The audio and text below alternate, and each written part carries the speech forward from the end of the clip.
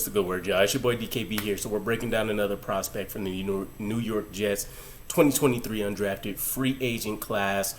The tight end position is one that is very interesting and seems like it could be considered deep, especially when you take a look at the entire group, right? You have CJ and Tyler at the top, the veterans. You feel good about Tyler Conklin having technically what will be a second year in the system, at least in terms of the West Coast offense. You're matching him up with Aaron Rodgers, and you have to feel like he's going to shore up those cases of the drops that he was having. You take a look at Jeremy Ruckert, had one of his best games of the season when he was finally able to get some playing time last year. One of the better athletic and probably underrated pass catchers from that draft class, especially underrated in the Ohio offense and how he was utilized with the plethora of weapons that was around him.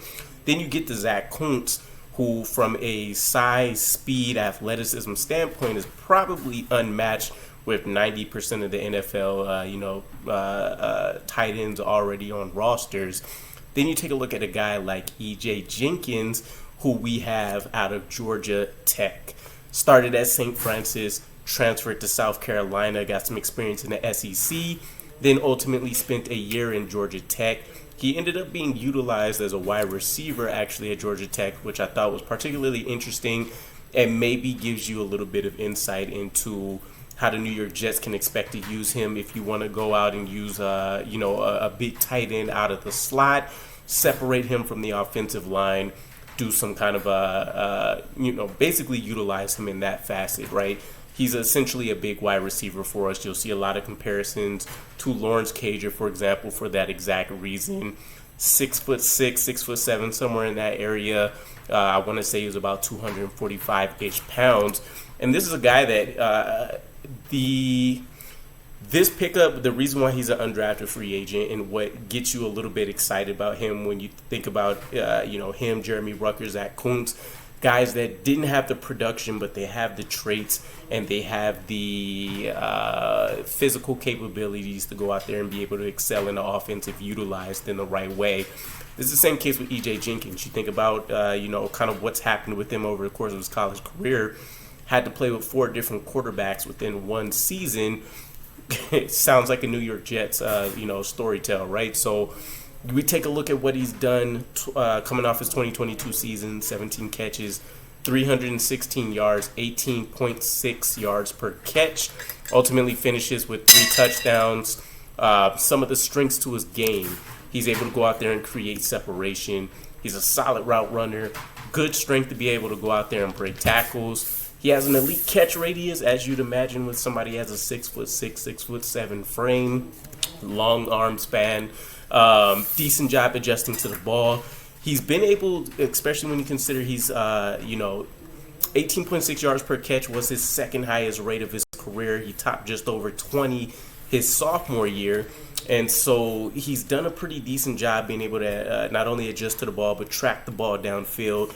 A stronger contested catch player than I think a lot of people have given him credit for over the course of his career, especially with the underwhelming numbers. I think he's totaled something like 46 or 56 catches on his career. And generally, when you think about him, just consider him, if he's matched up one-on-one, he's going to be a threat, right? That should be your X-factor matchup when you line up the defense and you see him out there. Too big for cornerbacks, too big for linebackers, safeties. Going to be stronger than most safeties if they want to try to use that as their matchup defender or slot cornerbacks, different things like that. So you definitely have an advantage there, especially with him having that previous wide receiver role. Blocking is going to be lackluster. That's what he's going to be called out for a lot.